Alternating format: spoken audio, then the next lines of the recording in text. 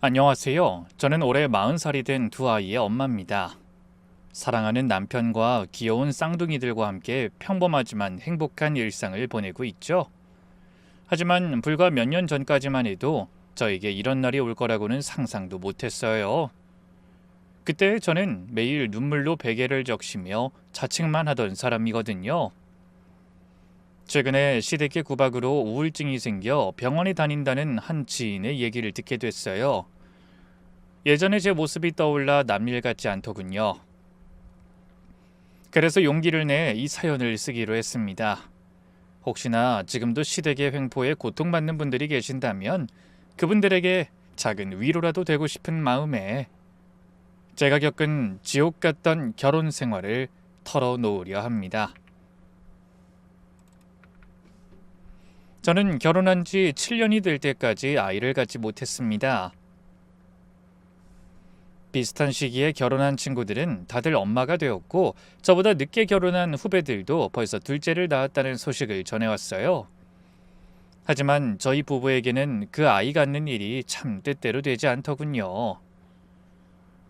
처음 1, 2년은 그러려니 했습니다. 신혼의 달콤함을 좀 더 즐기고 싶기도 했고 직장 생활을 하다 보니 크게 신경 쓰지 않았어요. 하지만 3년 차가 되면서부터 시어머니의 태도가 달라지기 시작했습니다.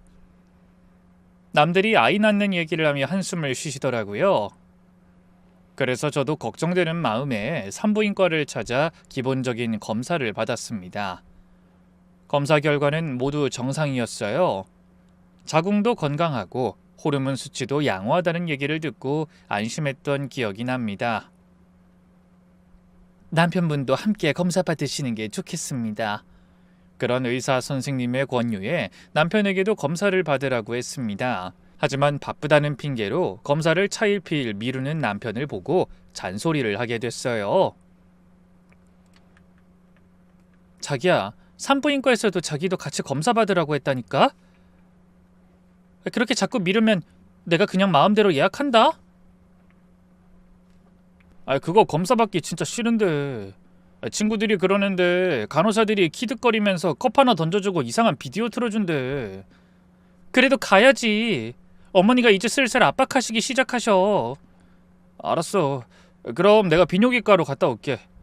산부인과엔 여자 환자들 많아서 창피해. 그러더니 내키지 않는 표정으로 병원에 다녀오겠다고 나가더군요. 그러다 한참 만에 돌아왔어요. 저는 얼른 달려가 물었습니다. 검사 받았지? 결과는 뭐래? 뭐라긴 뭐래. 당연히 정상이라고 하지. 내가 검사 받을 필요 없다고 했잖아. 그럼 뭐가 문제인 거지? 요즘은 이유 없는 난임도 많다잖아. 암튼 난 시키는 거 했다. 하지만 그 뒤로도 아이 소식은 없었고 그렇게 한 해가 지나 결혼 4년 차가 되자 시어머니의 구박이 본격적으로 시작되었습니다. 네가 덕이 없어서 애가 안 생기는 거 아니냐? 이러다 우리 집안 대가 끊기게 생겼다. 어머니는 명절이나 제사 때마다 친척들이 모인 자리에서도 서슴없이 저를 탓하셨어요. 우리 며느리 몸이 안 좋은가 봐. 결혼한 지 4년이 넘었는데도 소식이 없네. 어쩐지 애가 손발이 차더라고. 그럴 때면 친척 어른들의 동정 어린 시선이 저를 더욱 작아지게 만들었습니다.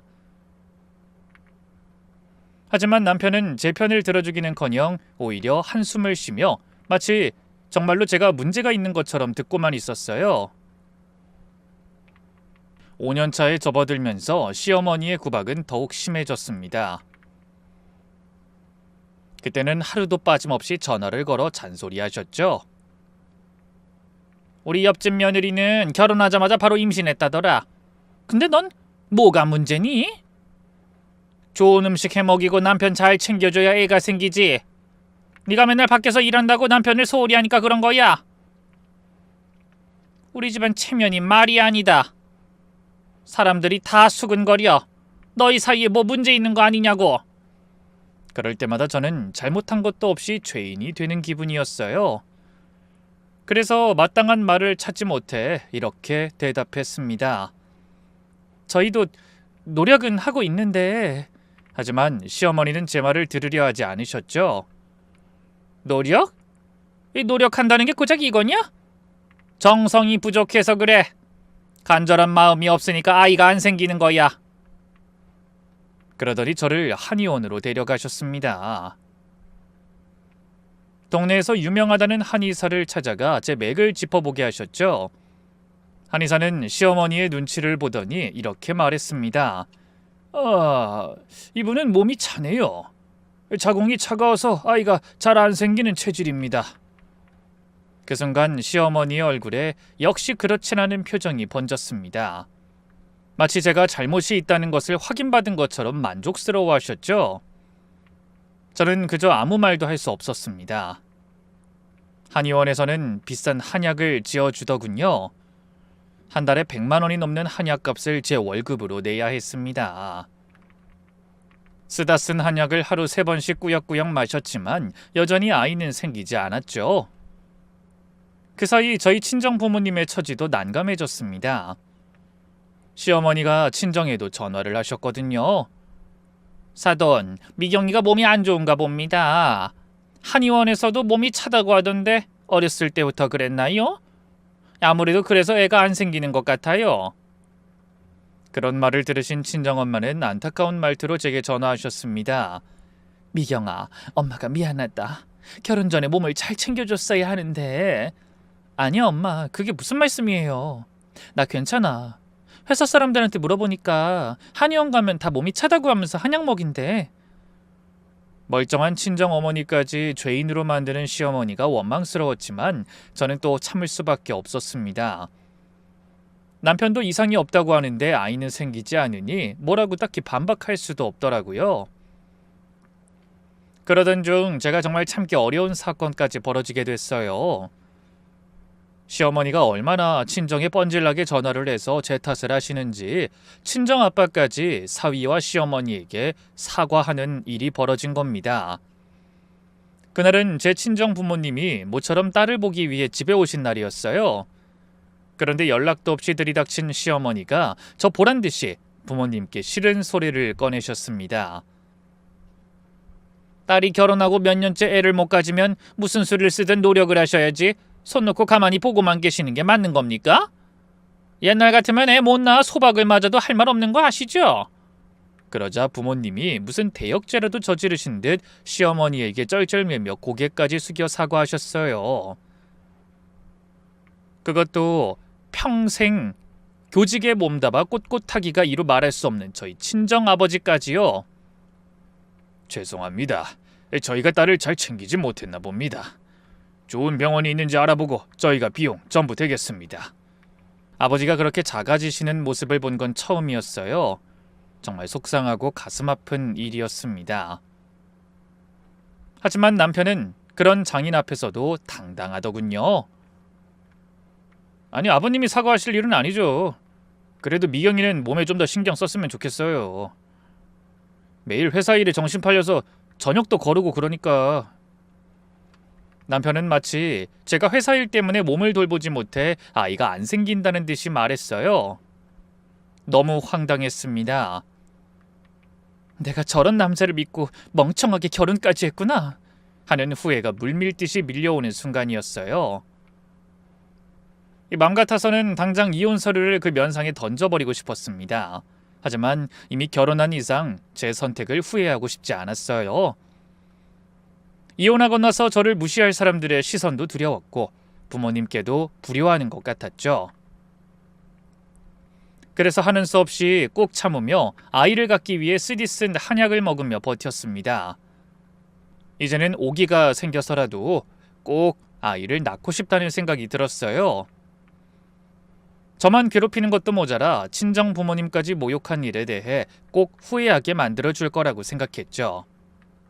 하지만 얼마 후 그런 제 생각이 얼마나 어리석은 착각이었는지 깨닫게 됩니다. 너무 어이없고 황당해서 지금 생각해도 이가 갈릴 지경이네요. 결혼 6년 차가 되었을 때 급기야 저는 우울증 같은 증상까지 겪었어요. 회사에서도 집중이 안 되고 집에 가는 것도 두려웠습니다. 시어머니가 시도 때도 없이 찾아와 들들 볶는 통에 사는 게 아니었어요. 전국 소문난 한의원은 다 가서 약을 먹었는데 왜 아직도 이 모양이냐? 너 어디가 고장이 나도 아주 단단히 고장난 애 아니니? 아유, 이대로 가다가는 내가 손자도 못 보고 죽어서 구천을 떠돌지 싶다. 원통에서 어디 제대로 눈이나 감겠니? 거기다 온 동네를 돌아다니며 제가 아이를 못 낳아 걱정이라는 소문을 냈어요. 그래서 그맘때 저는 마트에 가는 것조차 부담스러워졌습니다.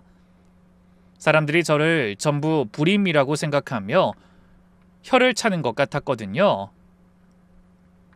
심각한 자격지심과 피해망상을 겪게 된 겁니다. 그러던 어느 날 남편이 퇴근하자마자 심각한 표정으로 말했습니다. 미경아, 엄마가 너 회사 그만두라고 하시는데? 뭐? 아니 갑자기 왜? 갑자기는 아니지. 우리 이제 내년이면 결혼한 지 7년 차야. 근데 아직도 이러고 있는 건 네가 회사에서 받는 스트레스 때문일 거래. 그냥 집에서 쉬면서 몸 관리나 하라는 거지. 말문이 막혔습니다. 제가 그동안 쌓아온 경력을 단지 애를 낳기 위해 포기하라니 말도 안 된다고 생각했어요. 하지만 남편은 그저 방관자처럼 저더러 알아서 하라고만 했습니다. 결국 저는 눈물을 머금고 사직서를 냈죠. 동료들은 안타까워하면서 만류했지만 저는 한숨을 쉬며 짐을 챙겨 나올 수밖에 없었습니다. 그렇게 제 사회생활은 끝이 났어요. 회사를 그만두자 시어머니의 요구는 더욱 집요해지더군요. 아침마다 찾아와서 이런저런 민간요법을 시키셨습니다. 쑥뜸을 뜨고 이상한 약재를 다려 먹고 심지어는 부적까지 써오셨어요. 이거 유명한 무당한테 받은 거야. 베개 밑에 넣고 자면 애가 생긴단다. 그런 시어머니를 보며 남편은 아무 말도 하지 않았습니다. 오히려 어머니 편을 들며 저에게 고마워하라고 했죠. 엄마가 시간 버리고 돈 쓰시면서 얼마나 노력하시는지 내가 다 면목이 없다. 싫은 티 내지 말고 시키는 대로 고분고분하게 말 좀 들어. 그러다 7년 차가 되던 해 시어머니는 큰 결심을 하신 듯 말씀하셨습니다. 미경아, 짐 싸라. 우리 절에 가자. 네? 절이요? 아니 갑자기 절은 왜긴? 강원도 깊은 산골에 영험한 절이 있다더라. 거기서 자식 점지 기도하면 애를 낳는다고 소문이 자자해. 가서 기도하고 오자. 3박 4일 정도 있을 짐 좀 챙겨라. 정말 가고 싶지 않았어요. 하지만 시어머니의 단호한 표정에 또다시 고개를 끄덕일 수밖에 없었습니다. 어쩌면 왜 그런 억지에 끌려다녔냐고 하는 분들도 계실 겁니다. 하지만 막상 그 처지가 되어보지 않으면 모르는 겁니다. 저도 바보라서 당하고만 있었던 건 아니에요. 매일같이 저를 탓하는 시어머니의 잔소리와 무심한 남편의 말에 상처받기를 반복하다 보니 저도 모르게 정말 내가 문제인가 하는 생각을 하게 됐고 막상 이혼하려고 마음먹으면 자존심이 허락하지 않았죠. 사회가 많이 달라졌다곤 하지만 아직 이혼녀에 대한 곱지 않은 시선이 있는 것도 사실이었으니까요. 게다가 친정부모님이 애 못 낳아 이혼당한 딸을 보고 얼마나 속상해하실지 상상하는 것만으로도 마음이 아팠거든요. 그래서 저도 이를 악물고 마음을 굳게 먹었습니다. 그래, 내가 회사까지 그만둔 게 억울해서라도 애 낳고 만다. 애만 낳으면 남편한테도 시어머니한테도 꼭 사과받을 거야. 그렇게 다짐하며 짐을 챙겼어요. 다음날 새벽, 시어머니와 저는 강원도로 향했습니다. 구불구불한 산길을 한참 올라가니 작은 암자가 나타났어요. 조용한 산속에 파묻힌 고즈넉한 절이었죠. 하지만 저에게 그곳은 지옥 같은 곳이었습니다. 절에 도착하자마자 시어머니는 주지 스님을 찾아가 하소연을 늘어놓으셨어요. 스님, 저희 며느리가 애를 못 낳아요. 결혼한 지 7년이나 됐는데도 소식이 없네요. 며느리가 정성이 부족한 것 같아서 데려왔습니다. 시어머니의 얘기에 주지 스님이 고개를 끄덕이셨습니다. 그때 주지 스님 옆에 비교적 젊어 보이는 스님 한 분이 같이 서 계시다 저와 시어머니를 뚫어지게 바라보셨어요. 저를 안쓰럽게 보는 시선이 분명했죠. 시어머니의 말이 끝나자 주지 스님이 인자한 표정으로 말씀하셨어요. 자식은 하늘이 점지해 주는 것이니 정성을 다해 기도하면 좋은 소식이 있을 겁니다. 그러고는 저를 법당으로 데려가셨습니다. 삼천배를 하셔야 합니다. 처음이라 한 번에 다 하긴 힘드실 거예요. 하루에 1000배씩 3일에 나눠서 하세요. 3000배. 그 숫자를 듣는 순간 눈앞이 캄캄해졌습니다. 평소 운동을 하지 않던 저에게는 하루 1000배도 불가능에 가까운 일이었죠. 하지만 시어머니는 들뜬 목소리로 제 등을 떠밀었습니다. 뭘 멍하니 서 있어? 빨리 시작해. 정성이 지극하면 하늘도 감동한다잖아. 저는 떨리는 다리로 법당 중앙에 섰습니다. 그리고 첫 번째 절을 시작했죠. 1번, 2번, 3번. 처음 100번까지는 그럭저럭 할만했습니다. 하지만 200번을 넘어가자 무릎이 아프기 시작했고 300번을 넘자 온몸이 땀으로 흠뻑 젖었습니다. 아직 700번이나 남았는데 왜 이리 정신을 못 차려? 똑바로 하지 못해?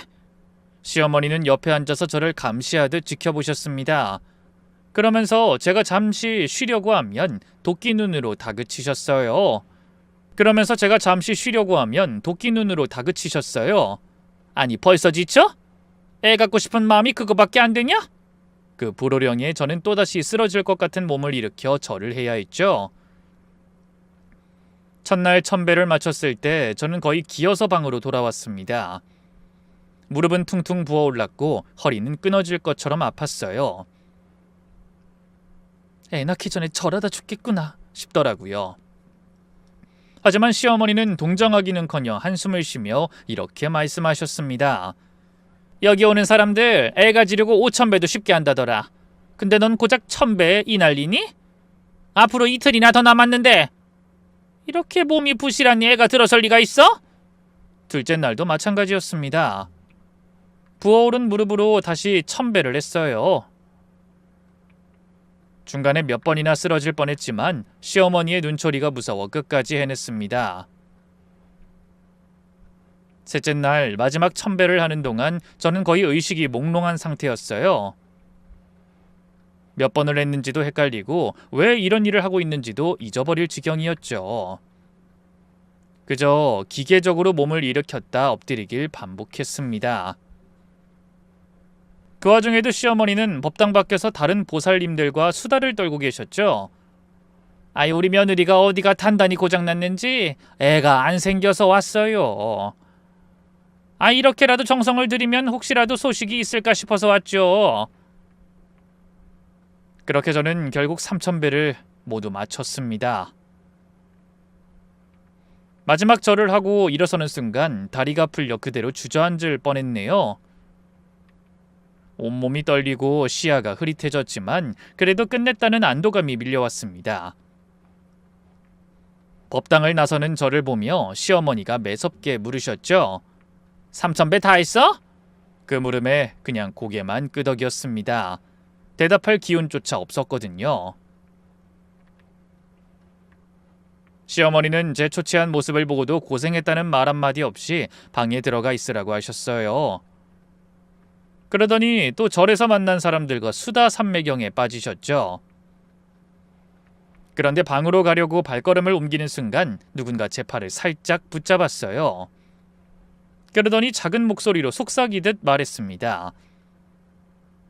시어머니 모르게 잠깐 이리 오세요. 돌아보니 절에 온 첫날 주지 스님 옆에 계시던 바로 그 스님이셨어요.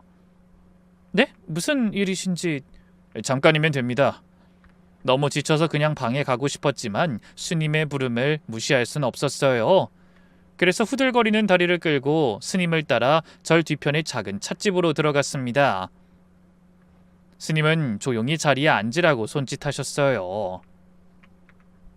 그러더니 찻잔에 차를 따라 제게도 한 잔 건네주셨죠. 따뜻한 차향기가 코끝을 스쳤지만 저는 불안한 마음에 마실 수가 없었습니다. 보살님, 제가 하는 말 잘 들으셔야 합니다. 스님의 표정이 심상치 않았습니다. 무언가 중요한 이야기를 하려는 것 같았죠. 사실 제가 시어머니를 만난 건 이번이 처음이 아닙니다. 네? 그게 무슨... 예전에 경상도 다른 절에서 수행할 때 시어머니를 만난 적이 있어요.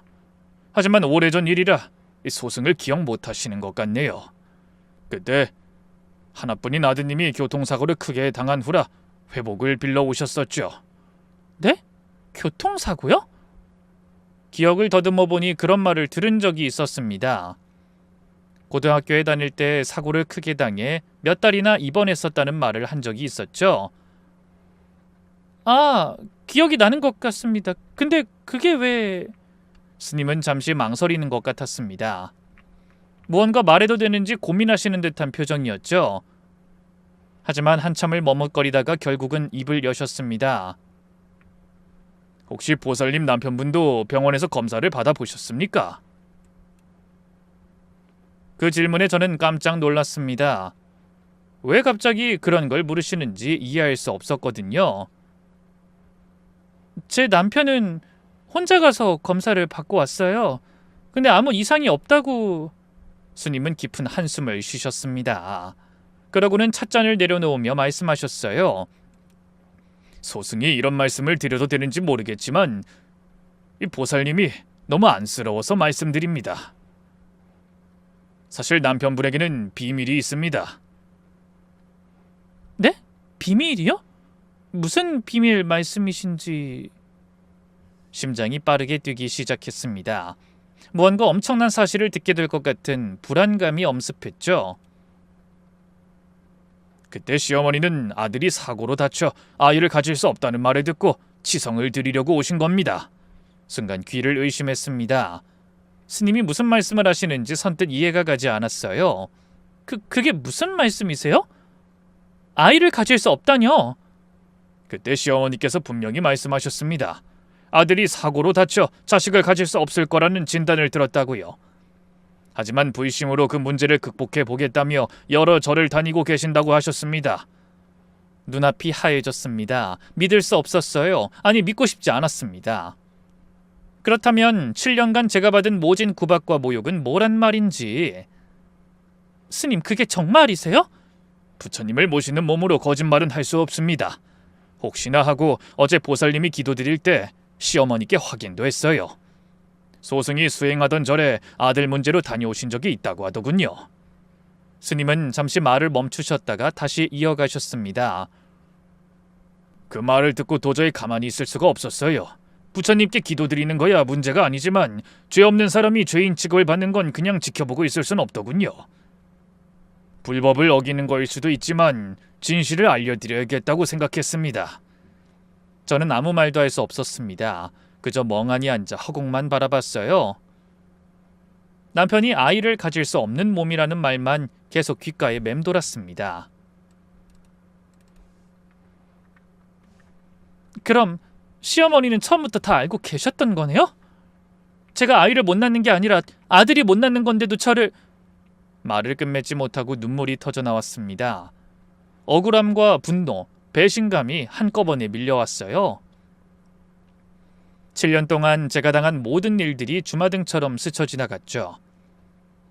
저를 바라보는 안타까운 시선, 친정 부모님의 죄스러운 눈빛, 남편의 차가운 한숨, 시어머니의 끊임없는 구박. 생각할수록 기막히고 원통했습니다. 보살님, 이제라도 현명하게 대처하시길 바랍니다. 그럼 전 이만... 저는 일어서려는 스님 앞에 고개 숙여 인사했습니다. 감사합니다, 스님. 정말 감사합니다. 스님이 아니었다면 저는 아마 평생 모르고 살았을 거예요. 그러자 스님은 말없이 합장하고 고개를 돌려 찻집을 걸어 나가셨죠. 하지만 저는 쉽게 그 자리를 벗어날 수가 없었어요. 다리가 떨려 제대로 몸을 가눌 수조차 없었거든요. 3000배의 후유증이 아니라 충격과 분노로 인한 떨림이었죠. 한참을 넋놓고 있던 저는 간신히 정신을 가다듬고 방으로 돌아갔어요. 시어머니는 세상 속편한 얼굴로 이미 잠들어 계셨습니다. 코까지 골며 편안하게 주무시는 모습을 보니 참을 수 없는 분노가 치밀어 올랐습니다. 그날 밤 저는 한숨도 못 자고 뜬 눈으로 밤을 보냈어요. 어떻게 해야 할지, 무엇부터 시작해야 할지 아무것도 떠오르지 않았거든요. 다음 날 아침, 서울로 올라오는 차 안에서 기분이 좋아 보이는 시어머니가 끊임없이 말씀하셨어요. 이제 곧 소식이 있을 거야. 삼천배의 정성을 부처님이 알아주실 거다. 저는 아무 대답도 하지 않았습니다. 왜 말이 없니? 고까지 것 좀 했다고 피곤하다 이거냐? 네, 좀 피곤하네요. 뭐? 아유, 저 일 좀 했다고 유세는... 집에 가서 푹 쉬면 되지. 이제부턴 더 정성껏 남편 뒷바라지 해라. 몸에 좋은 것만 해먹이고. 알았지? 저는 고개를 끄덕였지만 마음속으로는 다른 생각을 하고 있었죠. 집에 돌아가면 반드시 진실을 확인하겠다고. 그리고 더는 이런 부당한 대우를 받지 않겠다고 다짐했습니다. 집에 도착하니 남편은 소파에 누워 TV를 보고 있더군요. 고생하고 왔을 게 뻔한 저를 보고도 시큰둥하게 물었어요. 잘 다녀왔어? 절은 다 하고? 삼천배 다 했지. 고생했네. 이제 곧 좋은 소식이 있겠지? 그 태어난 모습에 속이 뒤집어졌습니다. 정말 아무것도 모르는 건지 아니면 알면서도 모른 척 하는 건지 구분이 되지 않았어요. 자신이 불임이라는 사실을 알고도 그러는 건지 아니면 시어머니가 본인에겐 비밀로 했는지 모르겠더라고요. 자기야, 우리 병원 한번 더 가볼래? 또? 왜? 우리 이미 검사했잖아. 말 들어보니까 몸 상태에 따라서 그런 것도 계속 바뀔 수가 있다더라고. 이왕이면 같이 확인받고 다시 새로운 마음으로 시작하고 싶어. 에이, 쓸데없는 돈 낭비를 왜 해? 난 멀쩡해. 남편은 단호하게 거절했습니다. 그 태도를 보니 남편이 더욱 의심스러워졌어요. 찔리는 게 없으면 그렇게 같이 검사받는 걸 꺼릴 이유가 없을 것 같았죠. 그래서 다시 한번 확인하듯 물었어요. 자기 검사받은 비뇨기과는 어디 있는 거야? 우리 집 근처에 있어? 그러자 남편이 당황하는 게 보였어요. 그렇지. 병원 이름이 뭐야? 그건 갑자기 왜? 아니, 그냥 궁금해서. 우리 집 근처에도 비뇨기과가 있나? 난 지나다니면서도 한 번도 못 본 것 같아서. 있어. 저기 지하철 입구에 하나 있더라고. 그 이름은 기억이 안 나네. 벌써 몇 년 전이잖아. 그걸 어떻게 기억해? 그러더니 다급하게 화장실에 가는 척 자리에서 일어났습니다. 그 모습을 보고 저는 확신했어요. 남편도 뭔가를 알고 있다고 말이죠. 그날 밤 저는 인터넷으로 사고로 인한 불임을 검색해봤습니다. 흔한 일은 아니지만 그런 경우가 종종 있긴 하더라고요. 다음날 남편이 출근하고 나서 지하철 근처에 나가 비뇨기과를 찾아봤어요. 하지만 아무리 찾아도 그런 간판은 보이지 않았죠. 혹시 몰라 근처 부동산에 가서도 물어봤어요. 그 부동산을 연 지가 10년이 넘었다고 하니 근처를 잘 알 것 같았거든요. 그런데 부동산 사장님은 10년 전이나 최근이나 그 근처에 비뇨기과 의원은 없다고 확신하시더군요. 내가 이 근처 상가 번영의 회장이야. 내가 모를 수가 없지. 확실했습니다. 남편은 검사를 받겠다고 하고 아예 병원에 가보지도 않았던 거예요. 그럴 필요가 없었겠죠. 이미 자신이 아이를 가질 수 없다는 걸 알고 있었을 테니까요. 그제야 우리 부부 사이에 아이가 생기지 않는 이유가 확실해졌습니다. 하지만 안도감보다는 배신감이 더 크게 밀려왔어요. 7년이란 시간을 속아왔다고 생각하니 그 분노를 어떻게 감당해야 할지 모르겠더군요. 온종일 아무것도 하지 못하고 집안을 서성이기만 했어요. 그러다 저녁이 되어 남편이 퇴근했습니다. 남편은 아무렇지 않게 평소처럼 물었죠. 반찬이 뭐야? 그런 모습을 보니 우라통이 터진다는 게 뭔지 알 것 같았어요. 좀 더 확실한 증거가 필요했고 제 마음의 준비도 필요했으니까요. 된장찌개 끓였어. 또 된장찌개야? 다른 것도 좀 해주면 안 돼? 평소 같았으면 알겠다고 했을 텐데 더는 말이 곱게 나가지 않았어요. 그럼 네가 해먹든지. 뭐? 지금 뭐라고 했어? 아무 말도 안 했어. 먹기 싫으면 물 말아 먹든지. 남편은 제 태도가 이상하다는 듯 쳐다봤지만 더 이상 뭐라고 하진 않았습니다. 아마 절에 다녀와서 예민해진 거라고 생각하는 것 같았어요. 그날 밤 남편이 잠든 사이에 핸드폰을 살펴볼 작정이었어요. 하지만 지문 인식으로 잠금이 설정돼 있더라고요. 잠시 고민하다 잠든 남편을 살짝 건드려봤지만 피곤한지 별 반응이 없었어요. 그래서 조심스럽게 남편의 엄지를 들어 올려 지문을 핸드폰 화면에 가져다 댔습니다. 다행히 잠금이 쉽게 풀리더군요. 그래서 얼른 통화 기록을 살펴봤어요. 시어머니와의 통화가 유독 많았습니다. 하루에 서너 번씩 통화하는 날도 있었죠. 누가 마마보이 아니랄까봐. 저는 쓰는 숨을 지으며 문자 메시지도 확인했어요. 그러다 제가 절에 가기 전 주고받은 메시지를 발견했습니다. 시어머니가 먼저 보낸 메시지에 남편이 답을 했더군요. 미경이 강원도 절에 데려갈 거야. 3,000배 시킬 거니까 넌 모른 척해. 그건 너무 심하지 않아요? 어차피 그래도 애는 안 생길 텐데. 그래도 더 확실히 해놔야지. 그렇게까지 해도 애가 안 생기면 그때는 더 고분고분하게 자기가 불임이라는 걸 인정할 거다. 아이, 그리고 혹시 알아? 부처님이 감동해서 진짜 애라도 점지해 주실지. 아이, 엄마는 아직도 그게 포기가 안 되세요? 포기야 했지. 그래도 사람 일 모르는 거잖아. 미경이 더 다그치다 보면 혹시라도 기적 같은 일이 생길지도 모르는 거야. 그 메시지를 보는 순간 가슴이 무너져 내렸습니다. 저는 아무것도 모르고 두 모자의 장단에 놀아나고 있었던 거예요. 자신이 불임인 줄 뻔히 알면서도 시어머니를 말리지 않는 남편도, 모든 걸 알면서도 그 원인을 며느리에게 돌리며 저를 닥달한 시어머니에게도 소름이 끼쳤습니다. 혹시나 하는 시어머니의 부질없는 기대에 저는 점점 말라가는데 그들에게 제가 겪는 고통은 아무것도 아니었던 겁니다. 남편이 부스럭거리며 돌아눕는 소리에 얼른 핸드폰을 제자리에 놨습니다. 그리고 잠든 척 누웠죠. 하지만 잠이 올 리 없었어요. 배신감과 분노로 온몸이 떨렸으니까요. 다음날 남편이 출근하고 나서 시어머니가 집에 오셨습니다. 또 무언가를 요구하려고 오신 것 같더군요. 미경아, 침 맞으러 가자.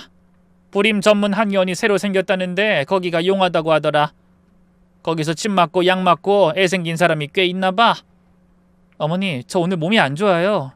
몸이 안 좋아? 어디가 어떻게 안 좋은데? 그냥 좀 피곤해요. 젊은 게 벌써 그러면 어떡해? 그러니까 애가 안 생기지. 또 시작이었습니다. 제 탓, 제 책임, 제 문제. 그 모든 말들이 화살처럼 가슴에 날아와 박혔어요.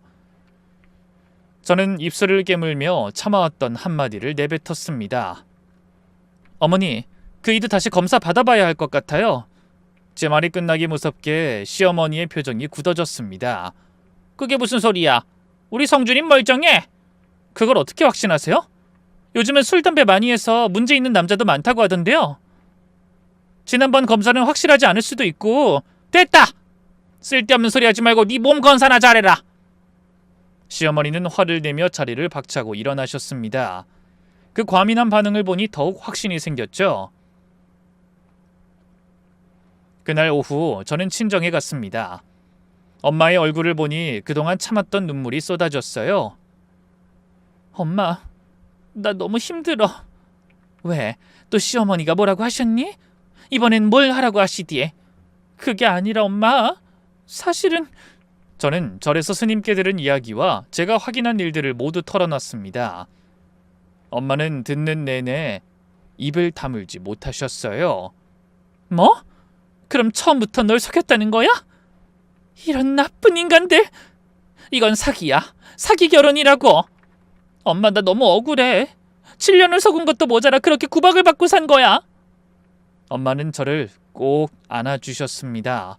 하지만 엄마도 울음을 참진 못하셨어요. 미경아, 당장 이혼해. 그런 집안에 더 있을 필요 없어. 옆에서 얘기를 다 들으신 아버지의 얼굴도 불그락푸르락 변하셨습니다. 이런 사기꾼 같은 인간들! 내가 당장 가서 아주 요절을 내야지! 아빠 그러지 마세요. 제가 알아서 할게요. 알아서 한다고? 네가 뭘 어떻게 하겠다는 거야? 이런 일은 어른이 나서야. 아니에요.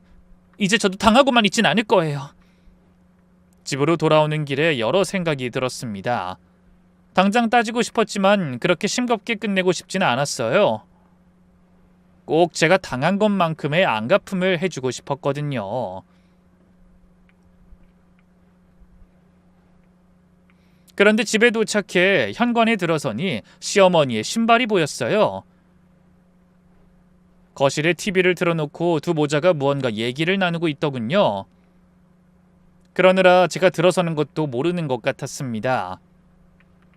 일찍 퇴근한 남편이 무거운 목소리로 한숨을 쉬며 말했어요. 엄마, 미경이가 요즘 이상해. 자꾸 병원 가자고 하는 게 뭘 눈치챈 거 아닐까? 나한테도 그 얘기 하긴 하더라. 그러게 내가 뭘 했어? 정신 바짝 차리고 감쪽같이 속이라고 했잖아. 전 실수한 거 없어요. 근데 언제까지 이렇게 숨기고 살아야 해요? 평생 숨겨야지. 어차피 애 못 낳는 거면 며느리 탓으로 돌려야 해. 집안 친척들이고 주변 사람들이고 너를 불임으로 생각하면 좋겠어? 그나마 다 며느리 탓으로 돌리고 살아야 그래도 허물 있는 며느리 데리고 사는 것처럼 모양새가 좋을 거 아니냐? 그러자 남편도 맞장구를 쳤어요. 뭐 그건 그렇죠. 아무래도 제가 그렇다고 하면 남들이 무시할 것 같고. 당연하지. 그러다 미경이랑 그 친정에서 뭐라고 하겠냐. 자기 딸이 문제인 것 같으니 저렇게 넙죽 엎드려서 한약값도 대고 그러는 거잖아. 그 말을 듣다가 주먹을 불끈 쥐었어요. 맘 같아서는 당장 달려들어 두 사람의 머리끄덩이라도 잡고 싶더라고요. 그때 남편이 말했습니다. 근데 엄마는 되지도 않을 임신에 왜 그렇게 열을 올리세요? 약값이 아깝지도 않아요? 어차피 우리 돈 나가는 것도 아닌데 뭘 그래? 그리고 내가 뭘 했어? 혹시 아니?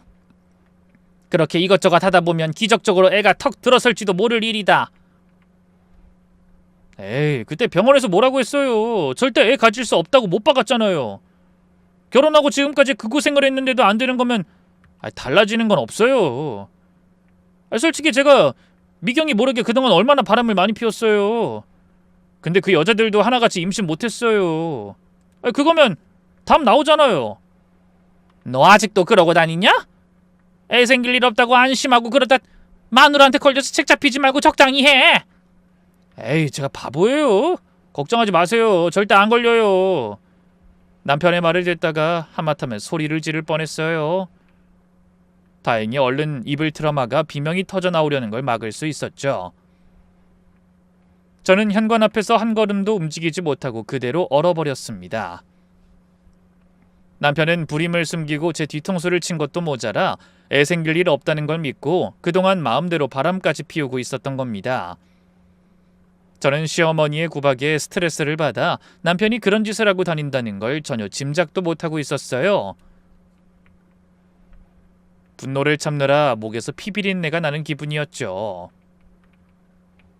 그렇게 한참을 서 있다가 일부러 문소리를 내며 들어온 척했습니다.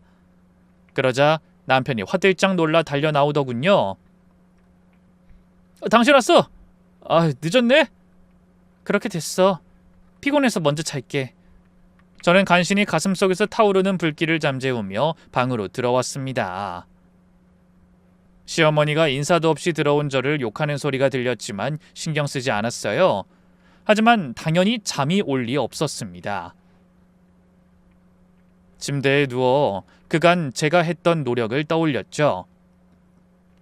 시어머니께 잘 보이려고 했던 노력, 명절 때마다 며칠씩 음식을 준비했던 일, 시댁 대소사에 빠짐없이 참석하며 시어머니의 병원 진료에 동행했던 날들, 용돈을 드리며 환심을 사려 했던 순간들, 그 모든 게 무의미했다는 생각에 허탈함이 밀려왔습니다. 그리고 무엇보다 제 청춘이 아까웠죠. 20대에서 30대가 될 때까지 가장 빛나야 할 시기를 죄인처럼 움츠리며 살았던 게 원통했어요.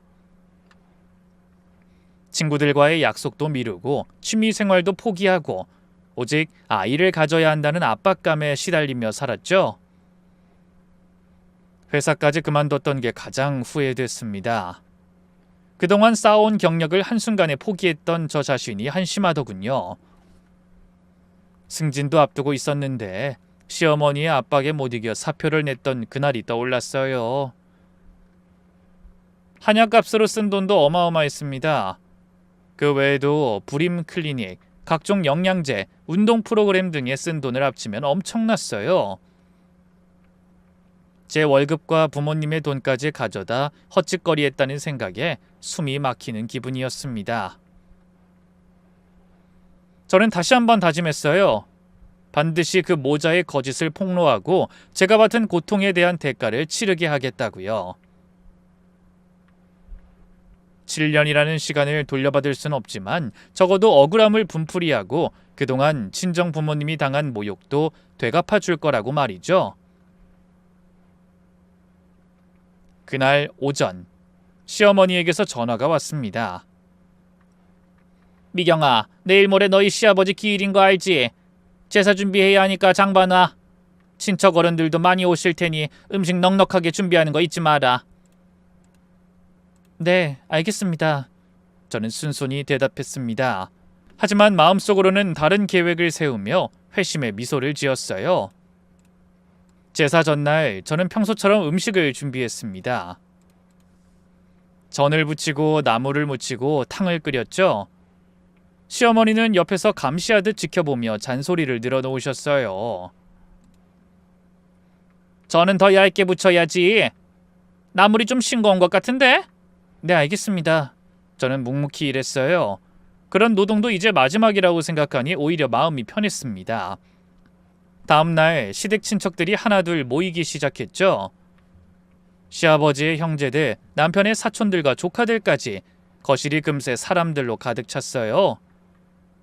근데 성준이네는 여전히 소식이 없네?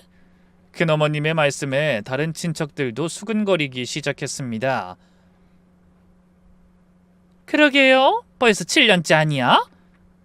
요즘은 시험관도 많이들 한다는데 그것도 안 되는 건가? 아유, 성준이 안쓰러워서 어쩌니? 그때 시어머니가 한숨을 쉬며 말씀하셨습니다. 아유, 다 제가 덕이 부족해서 그런 거죠 뭐. 하필 며느리를 봐도 저렇게 부실한 애를 들여서. 그 순간 저는 조용히 자리에서 일어났습니다. 잠깐만요. 제가 할 말이 있습니다. 모든 사람의 시선이 저에게 쏠렸어요. 남편은 불안한 표정으로 저를 봤고 시어머니는 눈을 부릅뜨고 노려봤죠. 하지만 저는 신경 쓰지 않고 심호흡을 한 뒤 천천히 입을 열었습니다. 저는 지난 7년 동안 아이를 못 낳는다고 비난받았어요. 근데 사실은 제가 문제가 아니었더군요. 시어머니는 화들짝 놀라 소리쳤습니다. 너 지금 무슨 소리 하는 거야? 저는 멈추지 않고 가방에서 서류를 꺼냈습니다. 여기 제 검사 결과가 있어요. 모든 수치가 정상이에요. 의사 선생님도 임신에 전혀 문제가 없다고 하셨고요. 친척들이 웅성거리기 시작했습니다.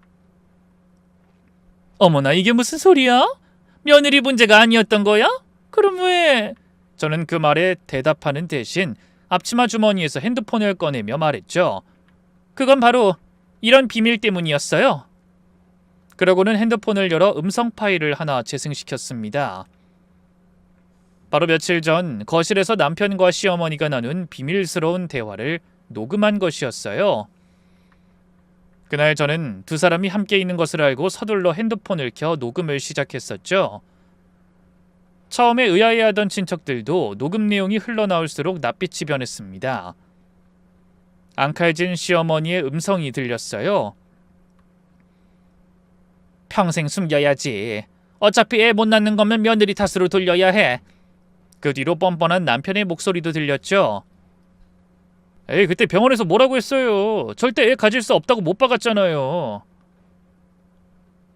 뒤를 이어 남편이 바람을 피우면서도 잘못을 모르는 대화까지. 모든 내용을 들은 친척들이 입을 떡 벌린 채 놀라움을 감추지 못했습니다. 저는 그때를 놓치지 않고 억울한 마음을 토해냈죠. 성준 씨는 어릴 때 사고로 아이를 가질 수 없는 사람이었어요. 그 사실을 알고 있으면서 숨기고 결혼했고 시어머니도 아들의 문제를 전부 저한테 떠넘겨 저희 친정 부모님까지 모욕했어요. 그것도 모자라 걸릴 일 없다고 생각하면서 마음대로 바람까지. 저는 울컥해 말을 잇지 못했어요. 그 순간 시어머니가 미친 듯이 소리쳤습니다. 아닙니다. 다 거짓말이에요. 다 조작된 거라고요. 네가 감히 내 아들을 모함하려고? 저는 그런 시어머니를 향해 코웃음 치며 말했어요. 그래요? 근데 왜 그렇게 산부인과만 가자고 하면 펄쩍 뛰세요? 그럼 지금이라도 성준 씨한테 당당하게 검사 받으라고 하세요. 그러자 시어머니가 말문이 막혔는지 벌겋게 달아오른 얼굴로 입을 다물었어요. 그때 남편이 저에게 다가와 사색이 된 얼굴로 외쳤습니다. 자기야, 이건 오해야. 내가 설명할게. 사실 난 말하고 싶었는데 엄마가 체면 때문에 숨기라고 한 거야. 그리고 바람은 딱 한 번이었어. 진짜야. 그것도 회사 여직원이 술 취해서 덤비는 바람에. 그 얘기에 모든 게 끝났습니다. 스스로 진실을 인정한 꼴이 됐으니까요. 시어머니가 아들을 말리려고 했지만 이미 늦어버렸죠. 뭐라고? 성준아, 너 지금 무슨 말하는 거야? 저도 숨기기 싫었어요. 근데 엄마가 집안 망신이라고 절대 비밀로 하라고 했잖아요. 미영이 탓으로 돌리면 된다고 엄마가 먼저 말했잖아요. 남편이 발뺌하며 책임을 돌리는 모습에 친척들은 혀를 찼습니다. 아니, 우리 집안에서 이게 무슨 일이야? 7년 동안이나 멀쩡한 며느리를 잡다니. 이건 사기 결혼이잖아. 그때 작은 어머니가 저에게 다가와 손을 잡아주셨습니다. 미경아, 너 정말 억울했겠구나. 우린 그것도 모르고 너희 시어머니 말만 듣고 정말 미안하다. 다른 친척들도 하나둘 저에게 사과하고 시어머니와 남편에게 호통쳤어요. 세상에 이런 파렴치한 일이 어딨어? 이거야말로 집안 망신이네. 체면? 체면이 밥 먹여주냐? 체면 챙기기 전에 먼저 사람이 되어야지. 두 사람은 변명조차 제대로 하지 못했습니다. 평소 그렇게 당당하던 시어머니가 한없이 작아졌고 남편은 고개 숙인 채 눈물까지 글썽이더군요. 당연히 그날의 제사는 엉망이 되었습니다. 아무도 제사 지낼 마음이 없었죠. 큰아버님이 자리를 박차고 일어나시자 다른 친척들도 하나둘 떠나기 시작했습니다. 떠나기 전 몇몇 어른들은 시어머니에게 따끔하게 일침을 날렸어요. 형수님, 이건 정말 잘못하신 겁니다. 며느리랑 사돈네 사죄하세요. 당연하지. 이 일 무사히 잘 해결하기 전에는 우리 집안 행사에 얼굴 내밀 생각도 하지 마세요. 성준이도 마찬가지고요. 그때 현관에서 신발을 신던 큰아버지가 결정적 한마디를 꺼내셨어요. 이번에 아버지가 저한테 남기신 선산이 개발된 거 아시죠? 그 개발 보상금 형제랑 조카들한테 똑같이 나눠주겠다고 한 거 성준인 제외하겠습니다. 사기친 것도 모자라 바람까지 피워 집안 망신시킨 애한테 그런 걸 받을 자격이 있겠어요? 그러자 시어머니와 남편은 사색이 된 얼굴로 어쩔 줄 모르며 소리쳤어요. 큰아버지, 잘못했어요. 다시는 이런 일 없을 거예요. 아주버님, 제가 다 설명하겠습니다. 처음부터 그럴 생각이 있었던 건 아니고. 하지만 큰아버님은 단호하게 말씀하셨죠. 지금 사과를 누구한테 하는 겁니까? 잘못한 사람한테 사과나 제대로 하세요. 그러더니 거칠게 문을 닫고 나가버리셨어요. 잠시 후 친척들이 모두 떠난 후에 남편이 저에게 다가왔습니다. 미경아, 내가 정말 잘못했어. 이제 와서 그런 말이 무슨 소용 있어. 자그마치 7년이야. 그동안 속인 걸로도 모자라 바람? 너 아주 가지가지한다. 남편은 아무 대답도 하지 못했습니다. 내가 그동안 얼마나 힘들게 살았는지 다 알고 있었으면서 어떻게 그럴 수가 있어? 당신이 사람이야? 그래놓고 우리 부모님한테까지. 기가 막혀서 말이 안 나온다. 그때 시어머니가 드디어 입을 열었습니다. 이게 다 집안을 위해서였어. 가장이 무시당하면 그 집안이 제대로 굴러가겠니? 그걸 말씀이라고 하시는 거예요? 저는 이 집구석에서 산 하루하루가 지옥이었어요. 그 말의 끝으로 저는 가방을 들고 일어섰습니다. 이제 끝이에요. 나머진 법정에서 해결하죠. 그렇게 말하고 집을 나섰어요. 뒤에서 남편이 부르는 소리가 들렸지만 돌아보지 않았습니다. 진정으로 돌아온 저는 다음날 바로 변호사를 찾아갔어요. 친정아버지가 소개해주신 이혼 전문 변호사였죠. 변호사님은 제 이야기를 듣고 분노하셨습니다. 이건 명백하게 남편과 시어머니가 원인 제공을 했네요. 게다가 7년간의 정신적 피해까지. 재산 분할과 위자료를 충분히 받을 수 있을 겁니다. 저는 그동안 모아둔 증거를 변호사님께 전달했습니다. 저희 병원 검사 결과서, 남편과 시어머니의 대화 녹취, 불임이라며 저를 탓하던 시어머니의 문자 메시지 기록까지요. 이 정도면 재판에서 질 일은 없습니다. 오히려 상대방이 합의를 원할 거예요. 이혼 소송을 제기하자 예상대로 시댁은 발칵 뒤집혔습니다.